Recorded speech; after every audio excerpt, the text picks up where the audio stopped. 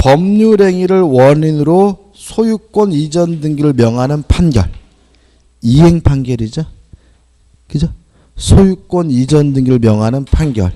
이행 판결이고, 이행 판결은 뭘 해야 돼요? 등기를 해야 되므로 소유권 취득에는 등기를 요하지 않는다. X가 되죠. 2번 상속인은 피상속인의 사망과 더불어 상속재산의 부동산에 대한 등기란 때 소유권을 취득한다. X. 상속도 뭐가 아니죠? 법률행위가 아니죠. 따라서 등기하지 않아도 소유권을 취득하죠. 3번 피담보 채권이 소멸하더라도 저당권 등기의 말소 등기에 있어야 저당권 소멸한다. X입니다. 이거 부정송이죠. 저당권은 종된 권리이기 때문에 주된 권리인 채권이 있어야지만 존재할 수 있고요. 따라서 채권이 소멸되는 순간 저당권은 자동으로 뭐가 돼요? 소멸돼야 되므로 3번도 뭐죠? X죠. 4번 민사집행법상 경매의 매수인은 등기를 하여 소유권을 취득한다. X입니다. 경매는 법률행위가 아니므로 뭐 하지 않아도 등기하지 않아도 소유권을 갖습니다. 답은 5번이죠. 자, 이런 문제입니다. A라는 건물이 있는데요. 이 A라는 건물에 뭐가 있냐면 등기부가 있어요. 근데 건물을 철거하고 또다시 건물을 신축을 했는데 이 건물에 대해서 뭘 해야 되냐면 등기를 해야 된단 말이죠. 근데 A 건물의 등기부가 남아있는데 요거를 또 쓸 수 있느냐? 없다라는 게 우리 판례 입장입니다. 다시 말하면 이거는 사실에 관한 사항이죠. 다시 말하면 권리에 관한 무효인 등기는 유용할 수 있지만 사실에 관한 무효 등기는 유용할 수가 없습니다. 따라서 5번 기존 건물 멸시로 건물이 신축된 경우 기존 건물에 대한 등기는 신축 건물에 대한 등기로서 효력이 없다. O 맞는 지문이고요. 답은 5번이 됩니다. 15번입니다. 물권의 소멸에 관한 설명으로 틀린 것은 1번 소유권과 저당권은 소멸시에 걸리지 않는다. O. 소멸시에 걸리는 권리는 뭐죠? 채권과 용익물권만 소멸시에 걸리죠. 뭐만요? 채권과 용익물권. 따라서 점유권, 소유권, 담보물권은 소멸시에 걸리지 않습니다. 2번 물권의 포기는 물권의 소멸을 목적으로 하는 뭐죠? 단독행위입니다. 3번 전세권이 저당권의 목적인 경우 저당권자의 동의 없이는 전세권을 포기할 수 없다. 당연한 거죠. 왜냐하면 전세권이 소멸되면 저당권도 뭐죠? 소멸되니까요. 4번 존속기간이 있는 지상권은 특별한 사정이 없으면 그 기간의 만료. 기간의 만료는 사건이죠. 시간을 경과잖아요. 그죠? 따라서 뭐가 아닙니까? 법률행위가 아니므로 등기하지 않아도 물권이 변동돼요. 따라서 기간의 만료로 말소 등기 없이 소멸한다. O 맞는 지문이죠. 5번입니다. 자, 혼동이죠. 동일한 주체에 두 개 이상의 권리가 존재하는 경우에 두 개 이상 있는 권리 중에서 불필요한 것은 자동으로 뭐가 되냐면 소멸이 되는데 이걸 우리가 뭐죠? 혼동이라고 합니다. 예외가 있죠. 두 개 이상 권리가 있더라도 여전히 필요하다면 뭐 되지 않죠? 소멸되지 않는데 두 가지가 있죠. 첫째, 소멸될 권리가 제3자 권리의 목적으로 되어 있다면 혼동으로 뭐 되지 않아요? 소멸되지 않는다. 기억나시죠? 전세권을 가지고 있던 사람이 뭘 받게 됐어요?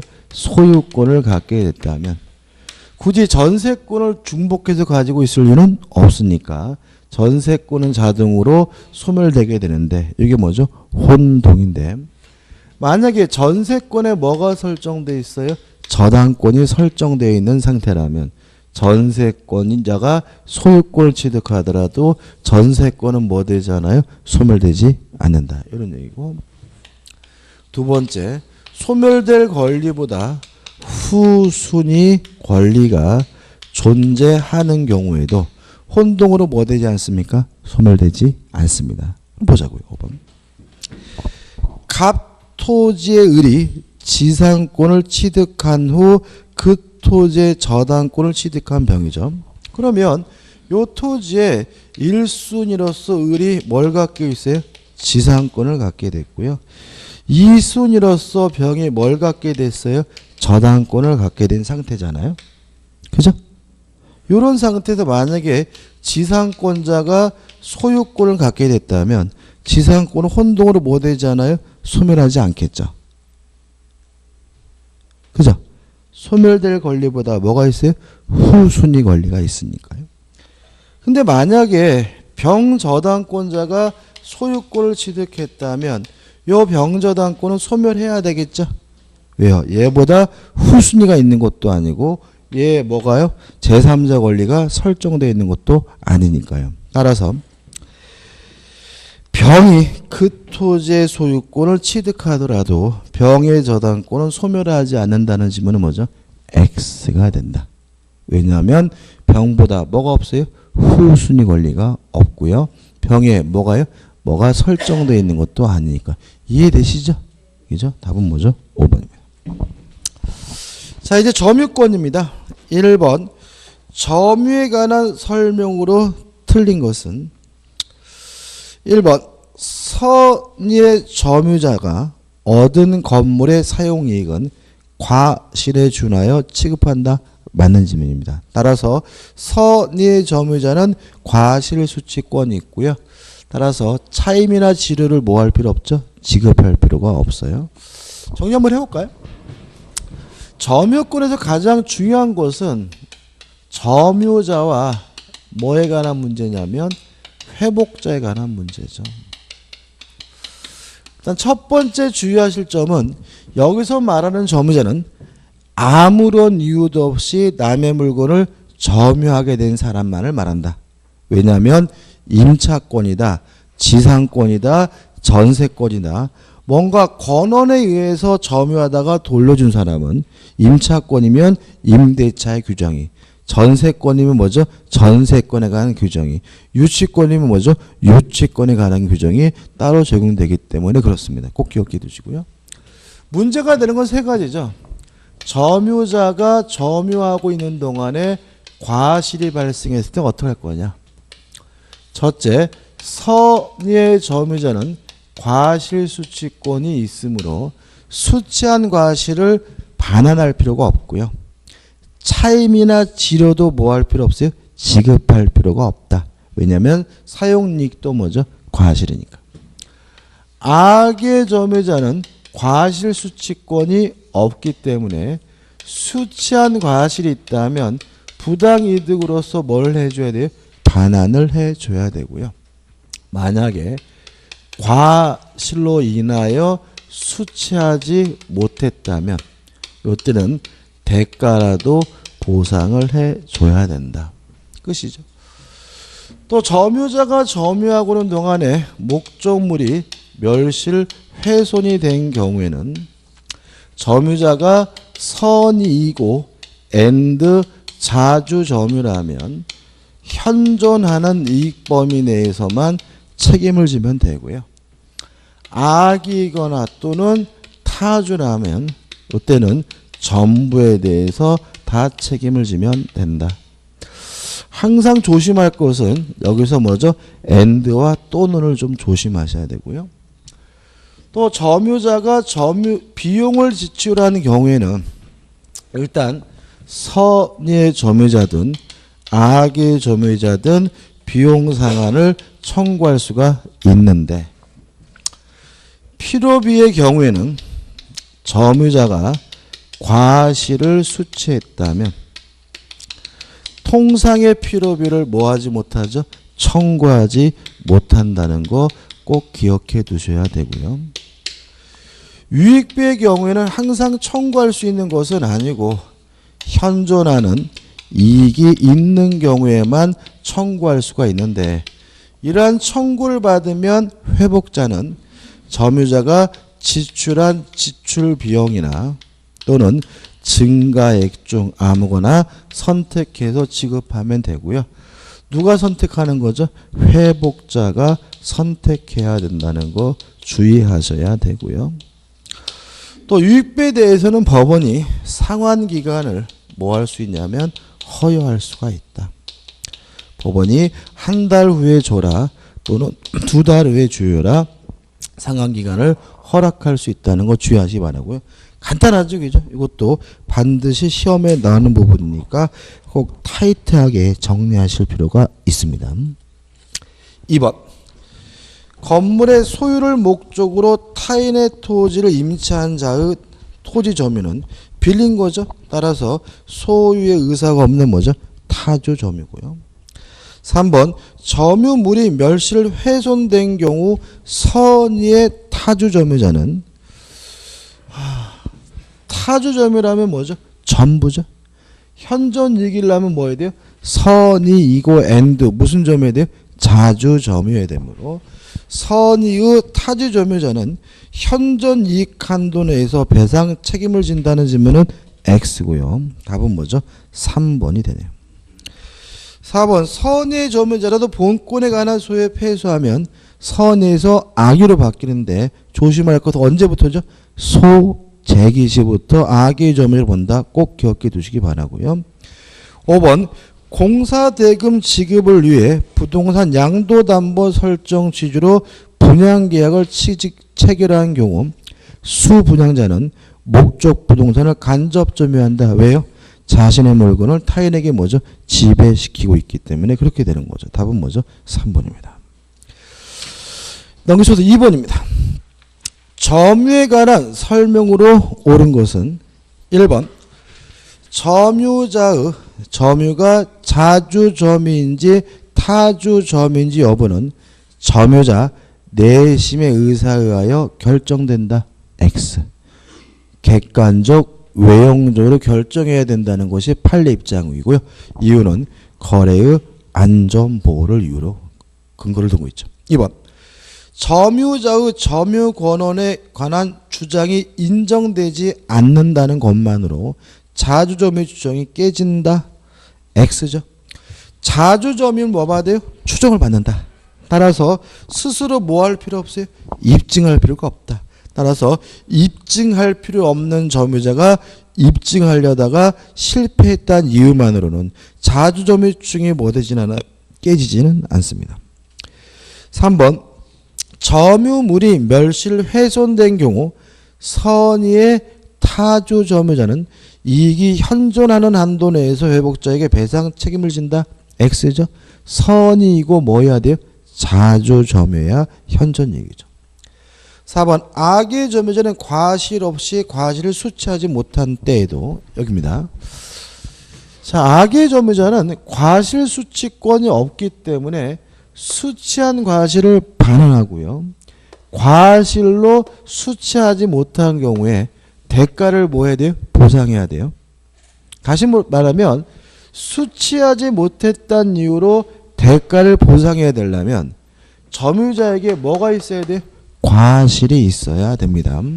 따라서 과실 없이 과실을 수취하지 못한 때에도 그 과실의 대가를 회복자에게 보상하여야 한다는 질문은 뭐죠? X가 되는 거죠. 이해되시죠? 다시 한번 말씀드릴까요? 옆집에 고양이를 훔쳐왔어요. 훔쳐왔으면 저는 뭐죠? 악의 점유자인데 옆집 고양이가 뭘 낳았어요? 새끼를 낳습니다. 새끼 몇 마리요? 5마리. 그럼 저는 악의 점유자는 과실 수취권이 없으니까 새끼 5마리를 뭐죠? 돌려줘야 되는데 제가 새끼 낳는데 전혀 관심을 안 가져가지고 과실로 새끼 2마리가 죽었다면 그때는 새끼 2마리에 대해서 대가라도 뭐죠? 보상을 해줘야 되는 거고요. 제가 노력을 다 했어요. 주의 의무를 다 했는데도 불구하고 새끼 고양이가 2마리가 죽었다면 저에게는 뭐가 없어요? 과실이 없으니까 그때는 대가를 뭐 할 필요 없죠? 보상할 필요는 없다. 이렇게 되는 거죠. 5번. 점유자의 특정 승계인은 자기의 점유와 전 점유자 점유를 아울러 추정하는 경우 그 하자도 승계한다. O 맞는 지문입니다. 조금 설명드리면 이런 문제죠. 일단 요 내용을 우리가 이해하려면은 뭘 생각해야 되냐면 취득시효입니다. 타인의 부동산을 20년 점유하고 있는 상태면 뭐 할 수 있죠? 취득시효 할 수가 있는데 요 취득시효하기 위한 점유는 자주이고 평온하고 뭐 해야 되냐면 공유나야 돼요. 다시 말하면 선이 일 필요는 없고 악이어도 뭐죠? 상관없습니다. 무슨 말이겠습니까? 그죠? 다시 말하면 악의 점유자도 뭐 할 수 있어요? 취득시효 할 수 있어요. 그럼 생각해 보자고요. 17년 동안 갑이 점유를 했고요. 을이 그것을 승계해서 3년을 추가로 점유했는데 을은 선이고요. 갑이 악이에요. 그럼 을에게 선택권이 있습니다. 자신만의 점유 3년을 주장할 수도 있고요. 합산해서 주장해서 20년을 주장할 수 있는데 합산해서 주장하게 되면 뭐죠? 하자가 뭐가 돼요? 승계가 되니까 을은 악의 몇 년이 돼요? 20년이 되는 거죠. 그럼 을은 선의의 3년을 주장하거나 악의 20년을 주장하거나 뭐 할 수 있어요? 선택할 수가 있는 거예요. 자, 잘 선택해야 됩니다. 을이 판단해 보니까 취득시효가 완성됐다는 이유로 소유권을 가질 수 있을 것 같아요. 그러면 악의 20년을 주장하는 게 을에게 유리해요. 그잖아요. 악의 점유자도 뭐 할 수 있다고요? 취득시효 할 수 있다고요. 근데 만약에 재판이라는 게 꼭 이긴다는 보장은 없잖아요. 만약에 악의 20년 주장했다가 취득시효를 못하면요. 땅을 못 뺏는 게 문제가 아니라 20년 동안 지료를 내야 돼요. 왜냐하면 악의 점유자는 뭐가 없어요? 과실수취권이 없으니까요. 이해되죠? 그래서 만약에 을의 입장에서 취득시효를 주장해도 승소할 가능성이 없어 보이면 차라리 몇 년을 주장해야 돼요?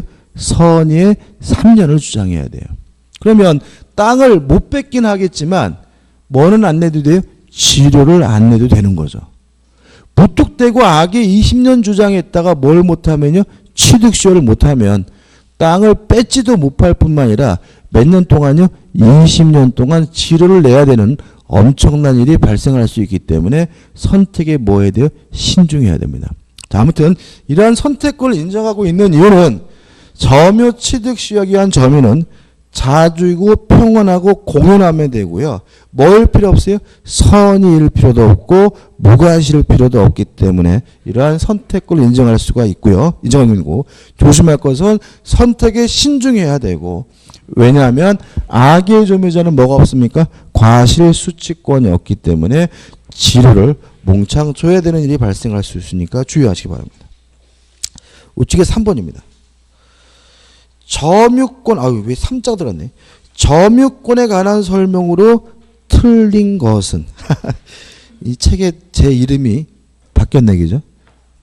보셨어요? 안녕한으로 돼 있네. 안녕한.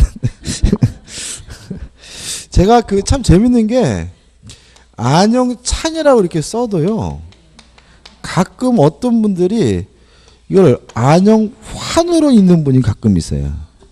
안녕환. 제가 은행에 한번 갔더니 제가 이렇게 정확히 썼거든요. 근데 이 아가씨가 저를 바꿔내서면 안녕환으로 접으면서 안녕한 씨 그러는 거예요. 그래서 제가 기분 나빠서 안녕한 씨. 안녕한 씨. 근데 안녕한은 처음 보는데. 3번입니다. 이것도 3자가 편집하는 과정에 중간에 껴든 것 같은데, 그죠? 점유권에 관한 기술로 설명으로 틀린 것은 1번. 점유권에 기인한 손은 본권에 관한 이유로 재판할 수 있다. X죠. 기억나시나요? 점유권과 본권은 뭐죠? 별개의 문제다. 또 표정들이 또 쌓이셨어. 기억나실 거예요. 점유권을 이유로 반환 청구하려면 뭐가 존재해야 되냐면 침탈이 존재해야 된다. 만약에 침탈이 존재하지 않는다면 점유권을 이유로 뭐 할 수 없어요? 반환 청구할 수가 없다. 그래서 어떤 게 있어요? 갑이 을과 만나가지고 매매 계약을 하고 갑이 을에게 인도해 준 후에 사기당했다는 이유로 요 매매 계약을 뭐 했냐면 취소를 했다면, 물론 소유권을 이유로 뭐 할 수 있어요? 반환을 청구할 수는 있지만 점유권을 이유로는 해서는 뭐죠? 반환 청구할 수가 없다. 왜냐하면 스스로 인도한 것은 뭐가 아니에요?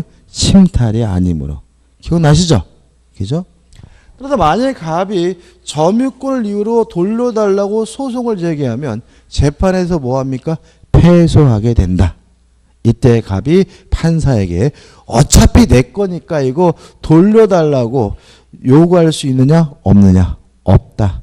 1번 점유권에 기인한 소는 본권에 관한 이유로 뭐하지 못해요? 재판할 수가 없습니다. 점유권을 이유로 소송을 제기했다면 판사는 뭐만 가지고 판단해 줘야 돼요? 점유권만 가지고 판단해 줘야 되고요. 뭐는 고려하면 안 됩니까? 소유권은 고려해 주지 않으므로 갑은 뭐죠? 재판에서 뭐 할 수밖에 없어요? 패소할 수밖에 없다. 기억나시죠? 그죠? 1번이 답이죠. 참 쉽죠? 2번 점유자는 소유의 의사로 선의, 평원 및 공연하게 점유한 것으로 추정을 하고요. 항상 2번 같은 지문이 나오면 뭐가 있는지 없는지를 딱 봐야 돼요. 무과실이죠. 점유자는 무과실은 뭐 되지 않아요? 추정되지 않는다. 뭐는 추정되지 않아요? 무과실. 그래서 항상 무과실이 있는지 없는지를 주의하셔야 되고요. 3번 전후 양시에 점유한 사실이 있는 때에는 그 점유는 계속한 것으로 추정하고요.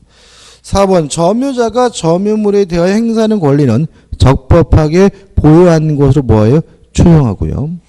5번 전세권, 임대차, 기타의 관계로 타인으로 하여금 물건을 점유하게 한 자는 뭐죠? 간접으로 점유권이 있다. 무슨 말이죠? 간접 점유자라는 얘기니까 맞죠. 답은 뭐죠? 1번이 됩니다. 4번입니다. 민법상 점유에 관한 설명으로 틀린 것은 1번 점유자는 평원 공연하게 점유한 것으로 추정한다. 맞네요. 2번 매매 계약을 원인으로 토지의 소유자로 등기한 자는 통상 이전 등기할 때 그 토지를 인도받아 점유한 것으로 보아야 한다. 맞는 지문이고 뭐 설명드릴 것도 없습니다. 3번 점유자가 점유물에 대하여 행사하는 권리는 적법하게 보유한 것으로 뭐죠? 추정을 하고요. 4번 악의 점유자는 그의 잘못 없이 과실을 훼손 또는 수취하지 못한 때에도 그 과실의 대가를 보상하여야 한다. 또 나왔네, 그죠? 악의 점유자는 과실 수취권이 없으므로 수취한 과실은 반환해야 되고 과실로 수취하지 못한 경우에만 뭘 변상해 줍니까? 대가를 변상해 줘야 합니다. 따라서 4번 뭐죠? 4번이 되죠. 5번 점유자의 특정 승계인은 자기의 점유와 전 점유자의 점유를 아울러 뭐 할 수 있습니까? 주장할 수가 있습니다. 답은 뭐죠? 4번입니다. 넘기셔가지고 5번입니다.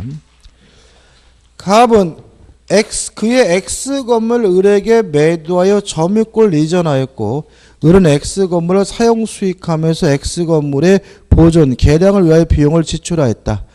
갑과 을 사이의 계약이 뭐예요?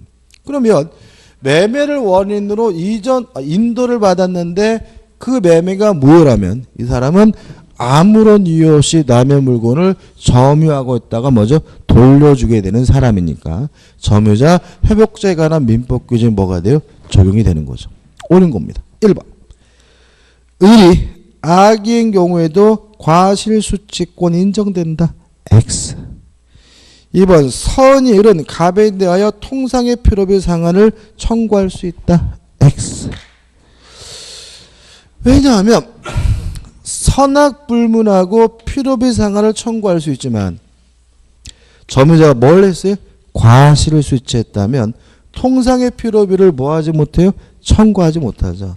선의 점유자는 목적물을 뭐하게 돼요? 사용 수익한 것이 되고 사용 수익하게 되면 실질적으로 뭐라는 거죠? 과실을 수취한 거니까 필요비 상한을 뭐하지 못해요? 청구하지 못합니다. 3번 가액의 증가가 현존한 경우에 을은 갑에 대하여 유익비 상한을 청구할 수 있다. 맞죠?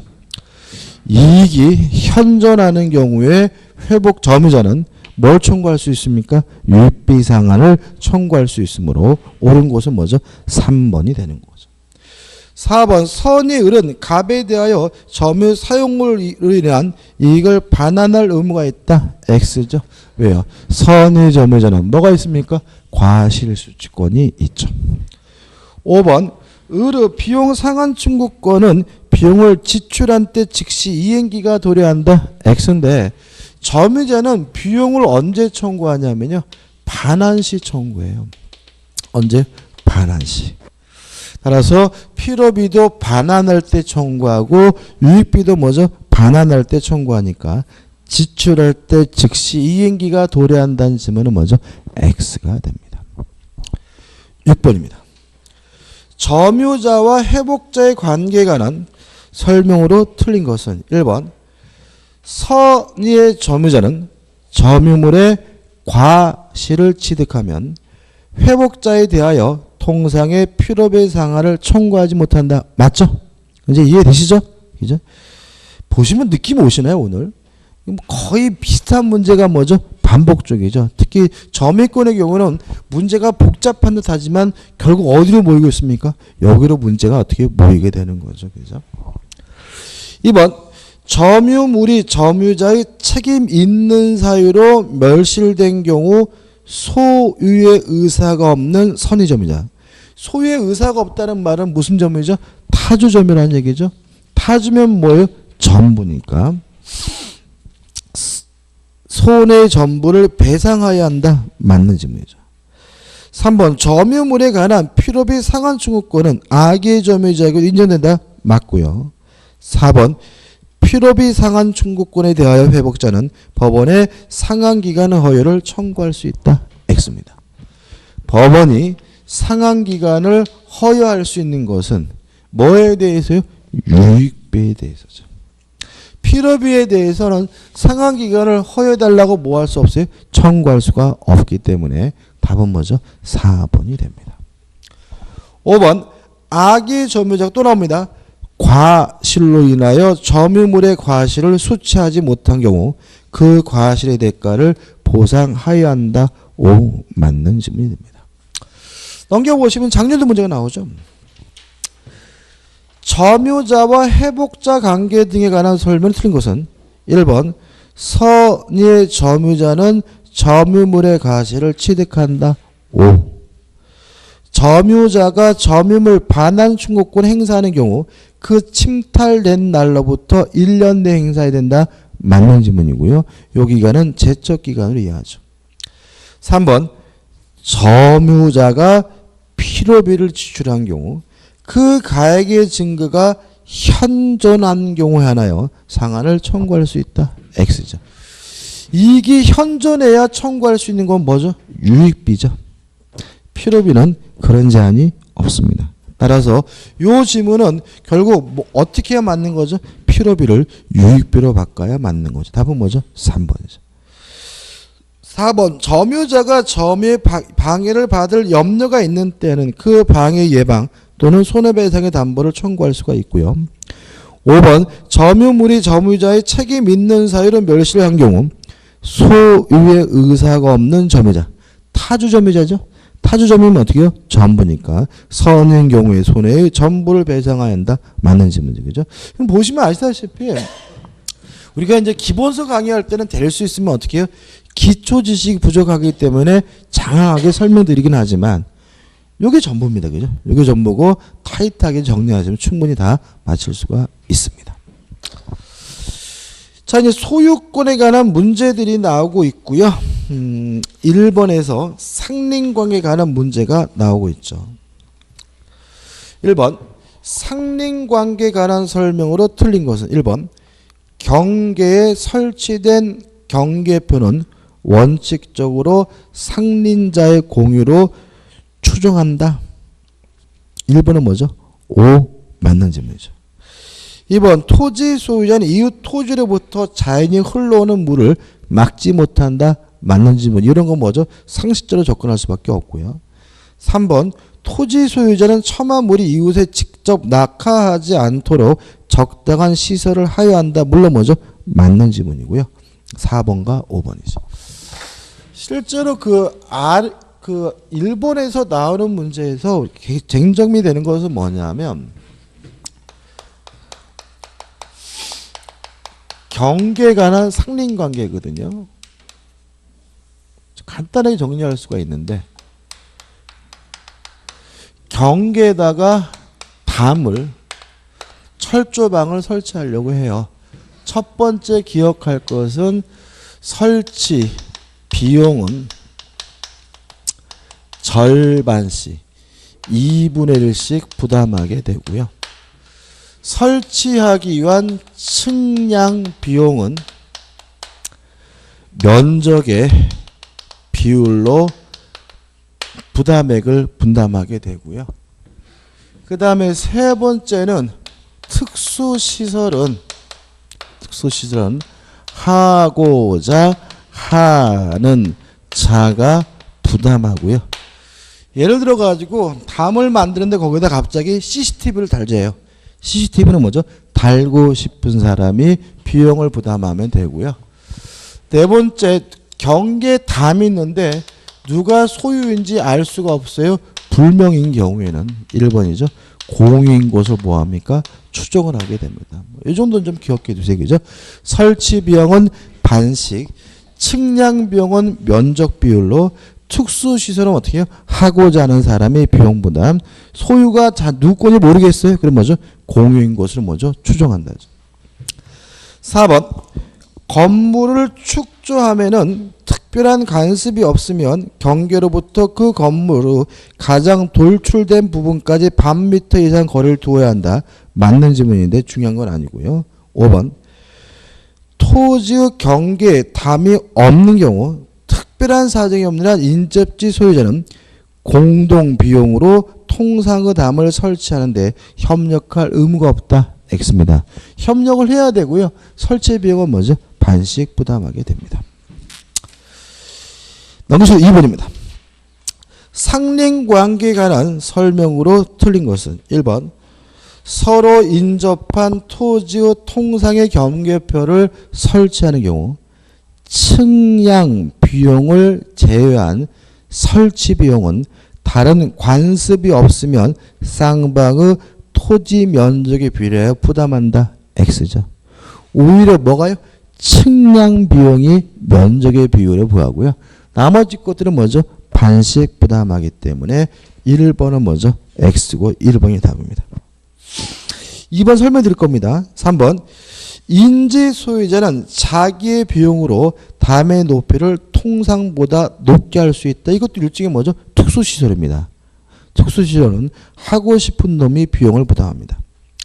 4번은 읽어보지 않을 겁니다. 5번 지상권자는 지상권의 목적인 토지 경계나 그 근방에서 건물을 수선하기 위하여 필요한 범위 내에서 이웃 토지 사용을 청구할 수 있는데요.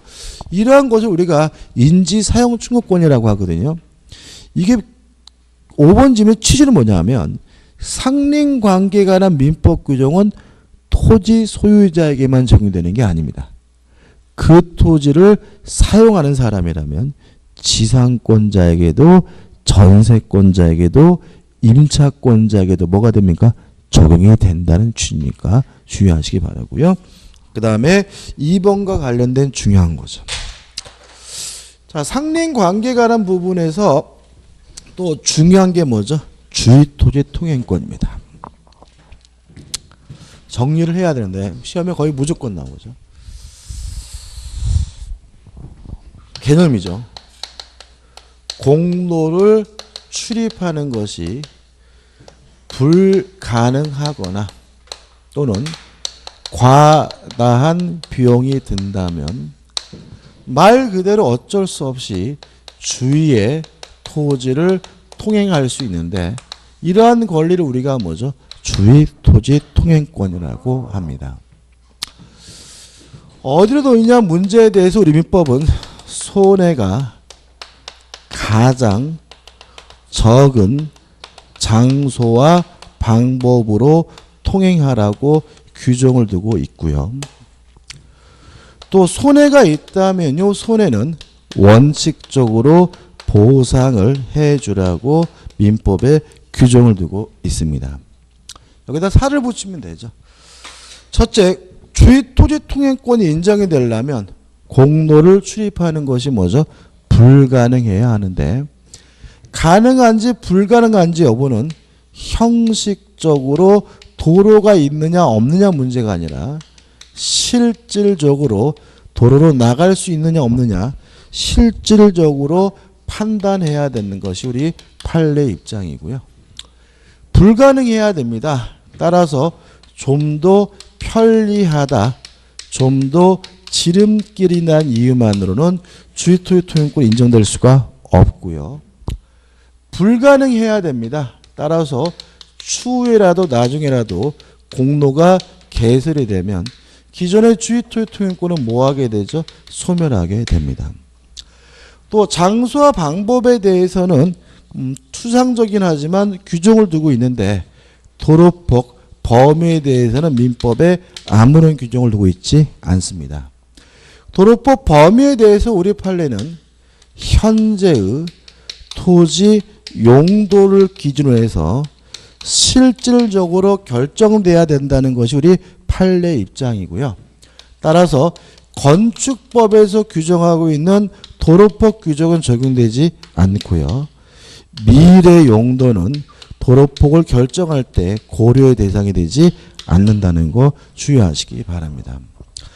또 손해는 원칙적으로 보상해 줘야 되는데 예외적으로 보상할 필요가 없는 경우가 있습니다. 두 가지 경우죠.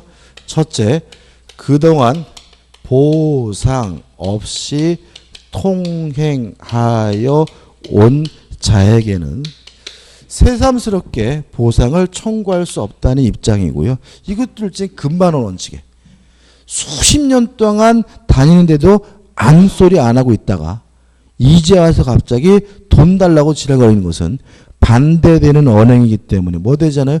허용되지 않는다는 입장이고요. 두 번째, 우리 민법에서 규정하고 있죠. 토지의 분할이나 또는 일부 양도로 맹지가 된 경우에는 보상의 의무가 발생하지 않는데, 특히 분할 일부 양도로 인한 요 맹지가 된 경우를 무상 주의 토지 통행권이라고 하고요. 우리 판례는 무상 주의 토지 통행권은 직접 당사자 간에만 적용된다는 것이 우리 판례 입장입니다. 까집니다. 이 정도 가지고 이제 문제를 풀게 됩니다. 2번 지금 보시면 갑과 을이 공유하는 토지가 갑의 토지와 을의 토지로 분할됨으로 인하여 갑의 토지가 공로에 통하지 못하게 됐어요. 그럼 요거죠. 분할로 인해서 뭐가 된 거죠? 맹지가 된 경우죠. 이때는 뭐가 발생합니까? 무상주의 토지 통행권이 발생하므로 갑은 공로에 출입하기 위하여 을의 토지를 통행할 수 있으나 을에게 보상할 의무는 없다는 지문은 맞는 지문이 됩니다. 3번 문제입니다. 상린관계에 관한 설명으로 틀린 것은 1번 인접지 수목불입니다. 기억나시죠? 옆집에서 나뭇가지가 넘으면 잘라달라고 요구한 후에 응하지 않으면 뭐죠? 자르고, 나무 뿌리가 넘어오면 발견하는 즉시 뭐 할 수 있어요? 잘라버릴 수가 있다. 나무가 죽어도 뭐죠? 상관이 없다. 기억나실 거예요. 1번 임접지 뭐가요? 수목 뿌리가 경계를 넘은 때에는 임의로 제거할 수 있다. 맞는 질문이죠. 2번 주의 토지 통행권은 통행에 필요한 통로를 개설할 경우 그 통로 개설이나 유지 비용을 부담해야 된다. 당연한 얘기죠. 그죠? 남의 땅을 다니는 것만 해도 뭐죠? 감지덕지해야죠. 그죠? 남의 땅 다니면서 비용이 생겼다면 어떻게 해요? 시가 그 비용을 부담해야지. 이건 설명드릴 게 없는 거죠. 3번 통행지 소유자가 주위 토지 통행권에 기한 통행에 방해되는 담장을 설치한 경우 통행지 소유자 그 철거 의무를 부담한다. 맞죠? 동의하시죠? 이런 건 어떨까요? 담장 앞에 적법하게 담장을 설치한 경우 이렇게 나올 수 있겠죠? 통행에 방해되는 담장을 적법하게 설치한 경우 통행지 소유자 그 철거 의무를 부담한다. 맞아요? 틀려요? 맞는 거죠. 이건 적법 위반 문제가 아닙니다. 지금 어떤 상태예요? 막혀가지고 그죠? 생존 문제잖아요. 그것이 건축법에 부합하든 안 하든 그거는 따지지 않아요. 무슨 말이겠습니까? 그죠? 따라서 이게 만약에 적법하게 담장을 설치한 경우에도 철거해야 되고요. 철거 의무를 부담한다는 지문은 틀린 지문이 아니라 뭐죠? 맞는 지문을 주의하시기 바랍니다. 다시 말하면 이런 얘기죠. 도로가 있고 갑의 땅이 있고 을의 땅인데 을의 땅이 뭐죠? 맹지가 돼가지고 갑의 땅을 통행할 수 있으면 이게 뭐죠? 주위토지 통행권이고요. 그만한 갑이 을이 못 다니게 뭐 할 수 없어요? 막을 수가 없다. 막으면 뭐 해야 돼요? 철거해 줘야 되고 요 담장이 뭐 적법하든 위법하든 그런 건 뭐 하지 않습니까? 고려하지 않는다는 것도 조심하셔야 된다. 이런 얘기죠. 3번 경계에 설치된 담이 상린자의 공유인 경우 상린자는 공유를 이유로 공유물 분할을 청구하지 못한다. 맞겠죠? 담장을 분할해서 뭐 할 건데? 아무 의미 없는 겁니다. 5번 경계선 부근의 건축 시 경계로부터 반미터 이상 거리를 두어야 하는데 이를 위반했어요.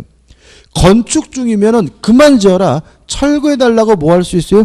요구할 수 있겠지만 건물이 이미 완성된 후에는 건물을 철거해달라고 뭐 할 수 없습니까? 요구할 수 없습니다. 따라서 건물이 완성된 후에도 건물의 철거를 청구할 수 있다는 지문은 뭐죠? X입니다. 그러면 아무것도 청구 못하나요? 손해배상만을 청구할 수 있습니다. 답은 뭐죠? 5번이 되는 거죠. 4번입니다.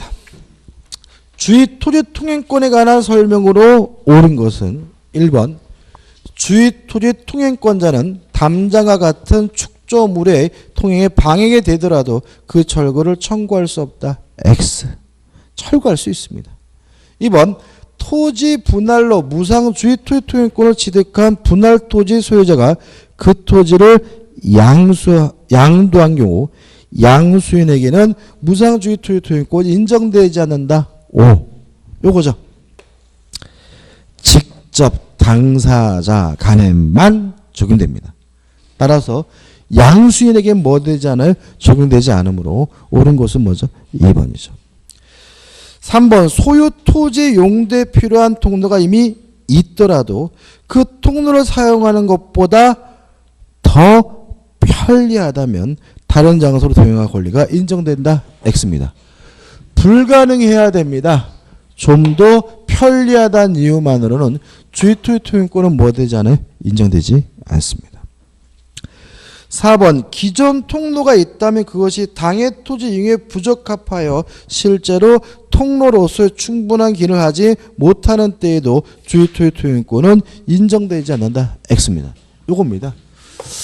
형식적으로 따지지 않습니다. 실질적으로 따집니다. 이게 무슨 말이냐면 지적도상의 길이 있어요. 형식상 도로가 있는 거죠. 근데 문제는 누가 거기에다가 축사를 전화가지고 다닐 수 없어요. 그래도 뭐죠?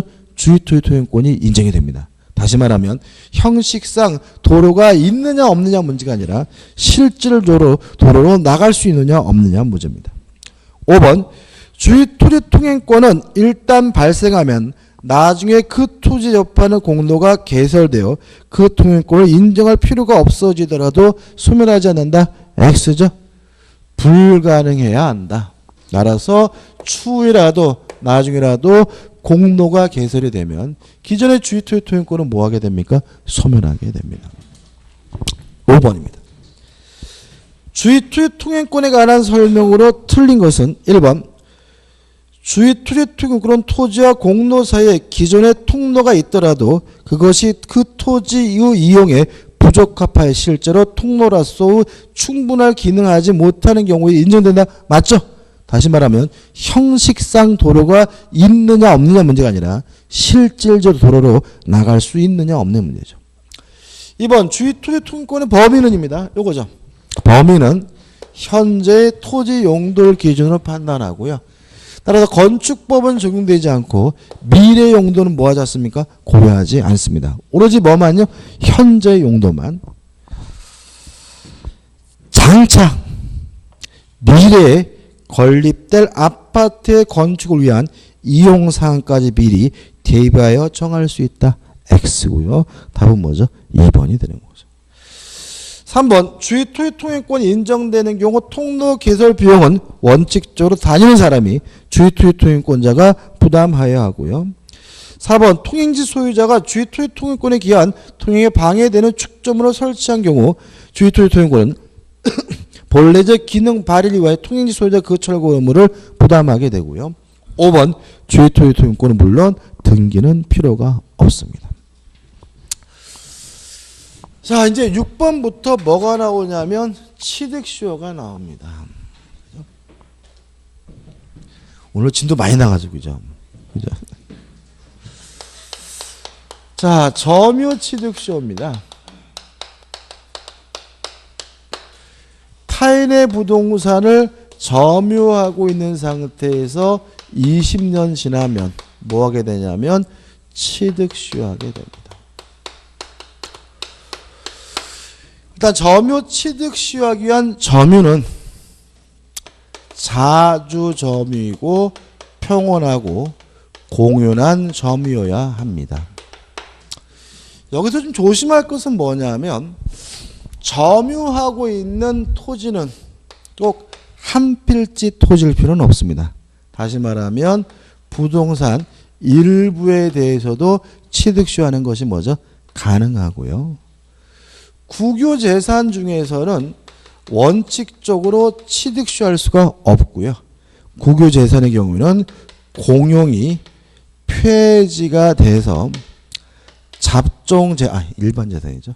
일반 재산으로 바뀐 경우에만 뭐 할 수 있어요? 취득시할 수가 있고요. 또 취득시하려면 반드시 뭘 해야 돼요? 점유를 해야 되므로 저당권과 같은 권리는 뭐 하지 못합니까? 취득시효 못한다. 왜냐하면 저당권자는 스스로 뭐 하지 못해요? 점유하지 못하는 권리니까. 끝이죠. 그 다음에 20년간 점유를 해야 되고요. 취득시효가 완성되면 등기를 해야 비로소 뭘 갖게 되냐면 소유권을 취득하게 되는데 여기서 등기를 해야 비로소 소유권을 취득하는데 조심할 점은 점유 개시시로 뭐 하게 되냐면 소급하게 되는 거죠.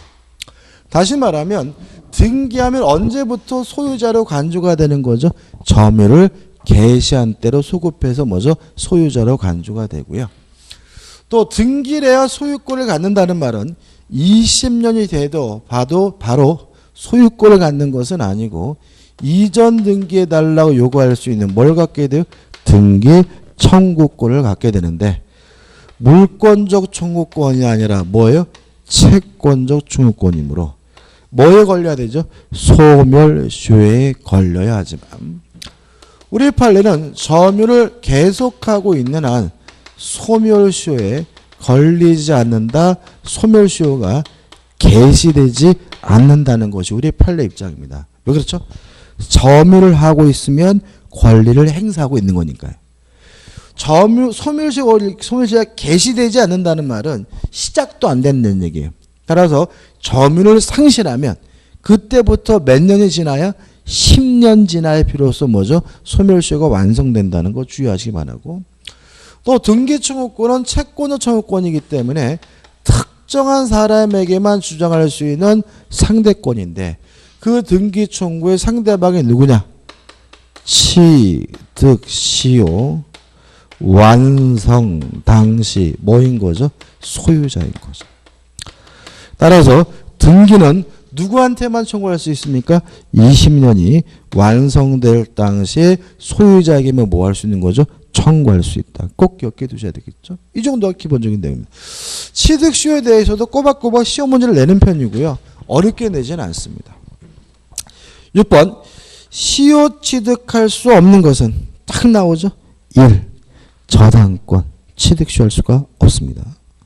넘기셔가지고 7번 부동산 점유 취득시효에 관한 설명으로 옳은 것은 1번 시효 취득을 주장하는 점유자는 자주점유를 증명할 책임이 있다. X. 자주점유임은 추정받기 때문에 스스로 뭐 할 필요 없어요? 입증할 필요가 없다.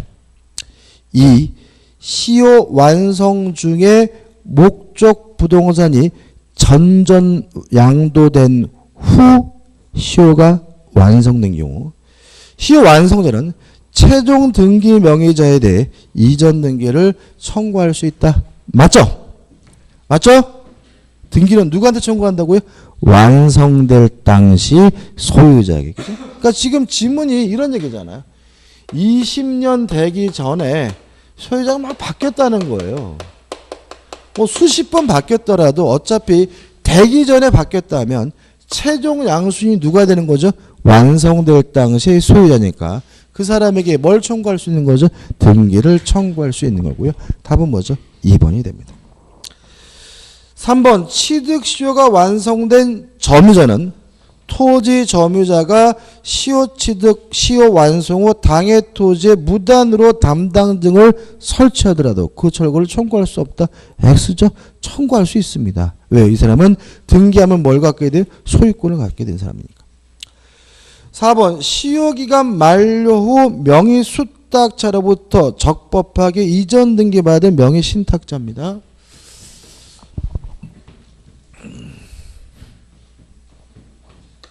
등기는 누구한테요? 완성될 당시 소유자에게만 청구할 수 있어요. 갑이요, 을과 명의신탁 약정을 하고 갑이 을에게 이전 등기를 해주면 갑을 우리가 뭐죠? 명의신탁자라고 하고 을을 우리가 뭐죠? 명의수탁자라고 해요. 근데 적법하기라는 말을 이게 문제는 별로 좋은 건 아닙니다. 이 명의신탁 약정이 유효한 경우예요. 예를 들어서 우리가 부부간의 종중재산에 대해서는 명의신탁 약정이 뭐죠? 유효합니다. 따라서 유효한 명의신탁을 어떻게 하냐면 진짜 준 게 아니라 이름만 빌린 것이니까 갑을 지든끼리는 갑에게 뭐가 있냐면 소유권이 있는 거고요. 을 앞에 이루어진 등기가 뭐죠? 유효하기 때문에 대외적으로는 제3자에게서는 을에게 뭐예요? 소유자인 겁니다. 이해되시나요? 그죠? 자, 우리가 부부나 종중재산, 종교단체 재산은 명의신탁을 할 수가 있습니다. 약정도 유효고 무엇도 유효해요? 등기도 유효입니다. 그러면 이름만 빌린 거죠? 진짜 준 게 아니죠? 그러면 자기들끼리는 누가요? 갑이 아직도 뭐가 있는 거예요? 소유권이 있는 거예요. 다만 을 앞에 이루어진 등기는 무효가 아니라 뭐죠? 유효하기 때문에 제3자에 대해서는 대외적으로는 누가 소유자인 거예요? 명의수탁자, 등기 명의자가 뭐죠? 소유자인 겁니다. 이해되시죠? 자, 이런 상태인데 병이 점유하고 있어요. 이런 요건을 갖춰서 20년이 완성됐어요. 그러면 병의 입장에서는 완성될 당시의 소유자 누군 거죠? 을인 거죠. 따라서 누구한테만요? 을에게만 등기를 청구할 수 있습니다. 다시 한번 볼게요.